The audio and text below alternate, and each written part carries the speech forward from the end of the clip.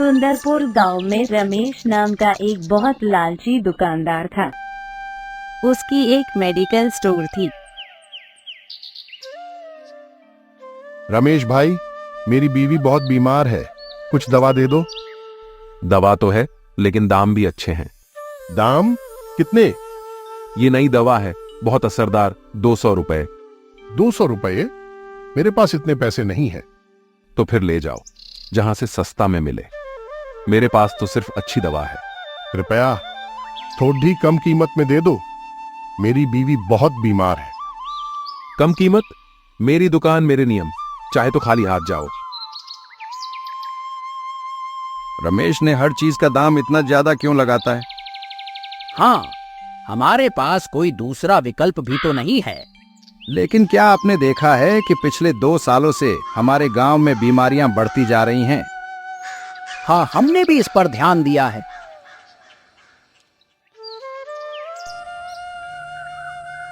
इसी बीच गांव में बलराम की बेटी रूपा की शादी की चर्चा पूरे गांव में फैल जाती है।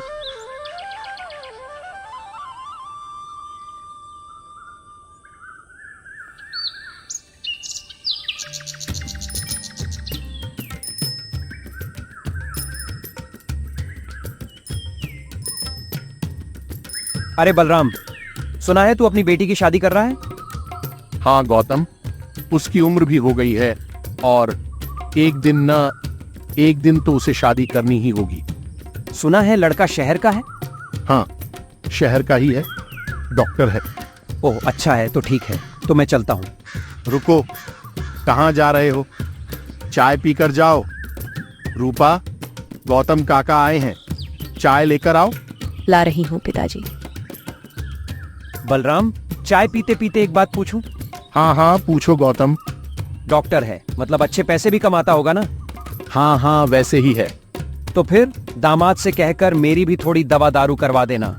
हाँ हाँ, क्यों नहीं, तुम्हारी भी सेवा करेंगे। पहले चाय तो पी लो। रूपा, चाय आ गई? हाँ पिताजी, ये रही चाय। रूपा, जल्दी शादी कर लो, फिर मैं भी डॉक्टर से मुफ्त में इलाज करवाने लगूं। काका, आपकी सेहत तो वैसे भी एकदम फौलादी है, आपको क्या जरूरत डॉक्टर की? कुछ दिनों बाद रूपा और शहर के प्रसिद्ध डॉक्टर अरुण की शादी संपन्न हो जाती है।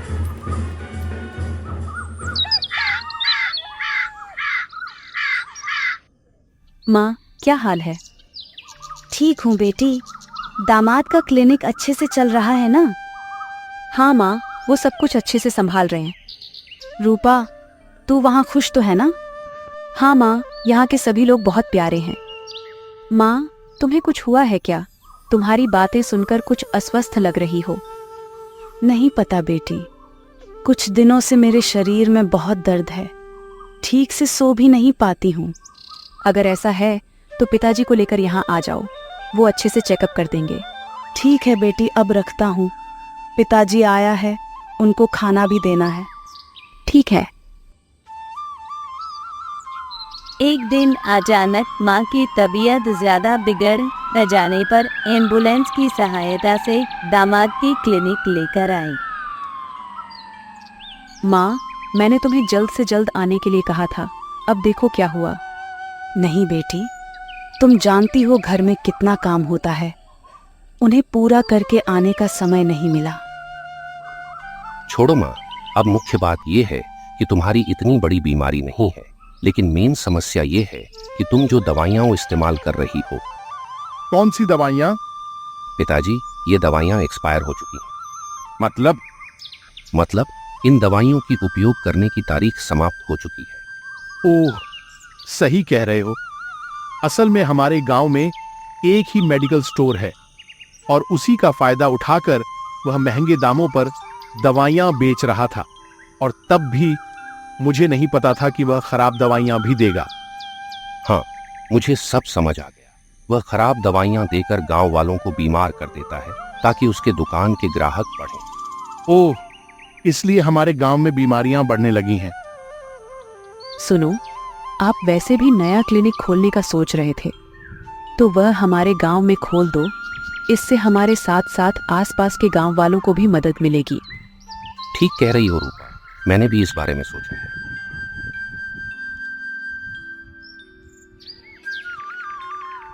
एक साल के अंदर ही दामाद ने गांव में एक क्लिनिक खोल दिया और गांव वालों को कम कीमत पर और मुफ्त में सेवाएं देने लगे। साहब, डॉक्टर के आने के बाद से हमारा धंधा बंद होने लगा है। हाँ साहब, गांव में सिर्फ डॉक्टर का ही नाम है। हाँ, मैं भी इस बारे में बहुत दिनों से सोच रहा हूं। उसे मार पीट कर गांव से बाहर निकालना पड़ेगा।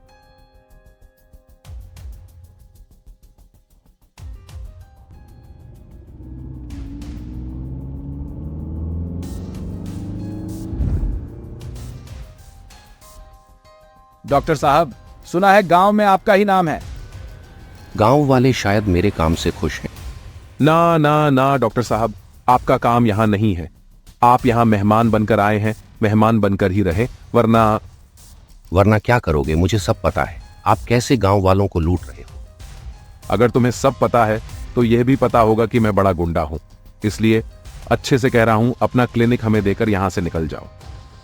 डॉक्टर अरुण पुलिस स्टेशन पहुंचते हैं और शिकायत दर्ज करवाने की कोशिश करते हैं।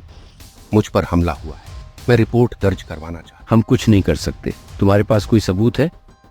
सबूत तो नहीं है। सबूत के बिना मैं कुछ नहीं कर सकता, इसलिए आप चले जाएं। इस तरह इंस्पेक्टर ने अरुण को पुलिस स्टेशन से बाहर निकाल दिया। अरे रमेश जी, डॉक्टर ने आपके खिलाफ केस दर्ज कराने की कोशिश की थी। क्या? उसकी इतनी हिम्मत? मैंने उसे भगा दिया। ठीक है, मैं देख लेता हूं। डॉक्टर अरुण वापस गांव लौट रहे हैं। तभी रमेश और उसके दोस्त उन्हें फिर से घेर लेते हैं।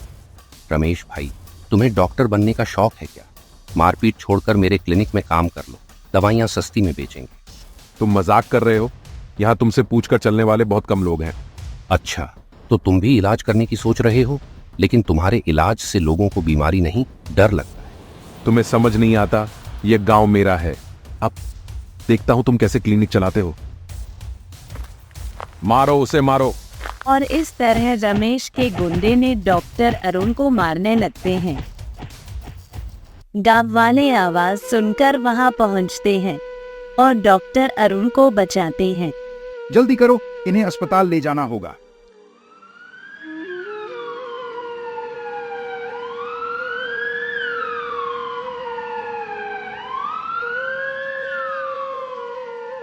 डॉक्टर अरुण अस्पताल में हैं।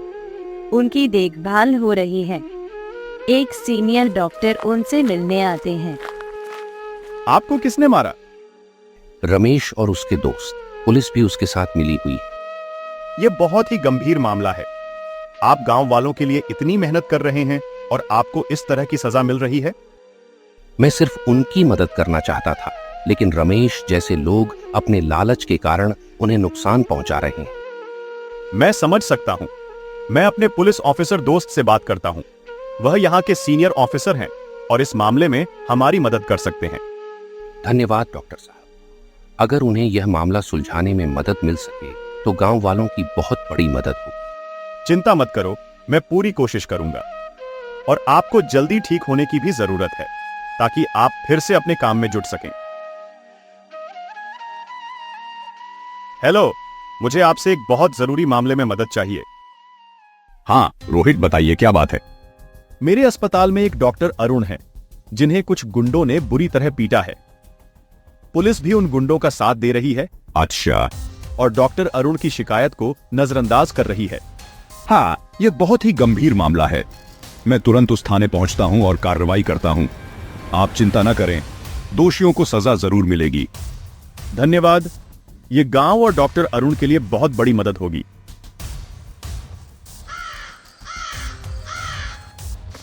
अगले दिन सीनियर पुलिस ऑफिसर स्टेशन में प्रवेश करते हैं। तुम्हारे जैसे पुलिस अधिकारी इस विभाग के लिए कलंक हैं। तुम्हें सस्पेंड किया जाता है। माफ कीजिएगा साहब। जल्दी से रमेश के खिलाफ मौजूद सभी जानकारी मेरे हाथ में दो, जल्दी।